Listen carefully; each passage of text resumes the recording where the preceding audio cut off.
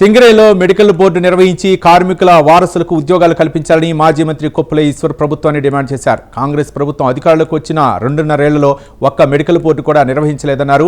సింగరేలో medical బోర్డును రద్దు చేసే ప్రయత్నాలు జరుగుతున్నాయన్నారు. దీంతో వేలాది మంది కార్మికులకు అన్యాయం జరుగుతుందని తెలిపారు.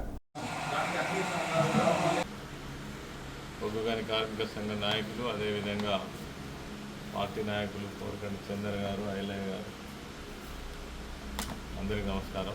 2 గంటలకే అనుకున్నాం కానీ ఏమైంది లోపల బ్యాగ్ ఆయన ఇంట్లో ఉన్నాడట.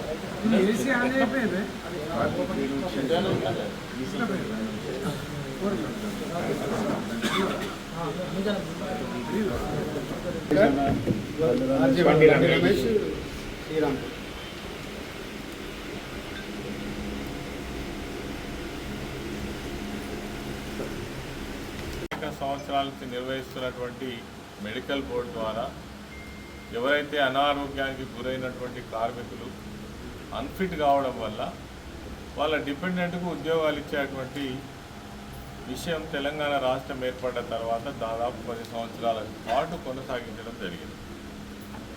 గతంలో చంద్రబాబు నాయుడు ముఖ్యమంత్రిగా ఉన్నప్పుడే ఈ కారుణ్య నియామకాలను తీసివేయడం జరిగింది. కానీ మళ్ళీ తిరిగి కాంగ్రెస్ పార్టీ ప్రభుత్వం వచ్చిన తర్వాత ఈ కారుణ్య నియామకాలను కొనసాగించకుండా ఎవరైతే అనారోగ్యంతో ఉన్నటువంటి వాళ్ళు, రిటైర్మెంట్కి ఉన్నటువంటి వాళ్ళు, వాళ్ళ డిపెండెంట్కు ఎంప్లాయ్మెంట్ వస్తుందనే ఆశతో ఉన్నటువంటి వాళ్లకు ఆనాడేమో దాదాపుగా ప్రత్యక్షంగా పరోక్షంగా 20,000 ఉద్యోగాల కల్పన కేసీఆర్ గారు కల్పిస్తే ఇలా 2.5 సంవత్సరాల నుంచి ఒక్క ఉద్యోగం ఇవ్వకపోగా న్యాయబద్ధంగా రావాల్సినటువంటిది, ఎన్నికల సమయంలో వాళ్ళు వాగ్దానాలు చేసినటువంటిది, ఈ మెడికల్ బోర్డు మేము నెలకు 3 సార్లు నిర్వహిస్తాం, ఇదే విధానాన్ని కొనసాగిస్తామని చెప్పినటువంటి మాటను కూడా తుంగలో దొక్కి ఇలా మెడికల్ బోర్డునే రద్దు చేసేటువంటి ప్రయత్నం చేస్తున్నారు. ఇది దుర్మార్గం. దీన్ని మేము తీవ్రంగా ఖండిస్తూ ఉన్నాం.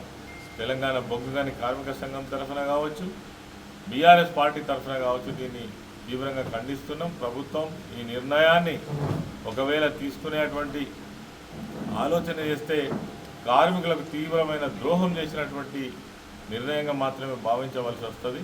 కాబట్టి ఈ విషయం పైన బట్టి విక్రమార్క గారు చేసినటువంటి స్టేట్మెంట్ అది కరెక్ట్ కాదు, దాన్ని వ్యతిరేకిస్తున్నాం.